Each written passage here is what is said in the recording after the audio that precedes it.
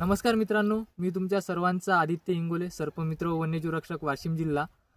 विदर्भाच्या मातीतनी अनेक अशी गुपित आहेत जी आजपर्यंत त्याचा उलगडा झाला नाही किंवा ते समोर आले नाहीत. त्यातीलच एक गुपित म्हणजे हे माझ्या मागे तुम्ही बघू शकता. काटेपूर्णा वन्यजीव अभयारण्याच्या धानोरा या गावामध्ये असलेलं हे गडी आहे. याचा इतिहास असा की जेव्हा छत्रपती शिवाजी महाराज कारंजा लुटायला जायचे ते या काटेपूर्णा अभयारण्यातूनच जायचे.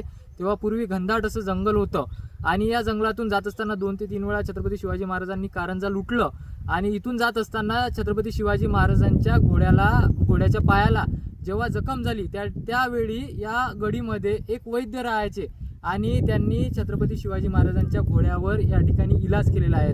छत्रपती शिवाजी महाराजांचे पाय पदस्पर्श या इथल्या मातीला लागलेले आहेत. इथूनच पुढे असलेला पूर या भागातनी एक मोठं महादेवाचं मंदिर आहे. त्या ठिकाणी सुद्धा छत्रपती शिवाजी महाराज डोकं टेकून किंवा माथा टेकून पुढं आपल्या कार्यासाठी जात होते.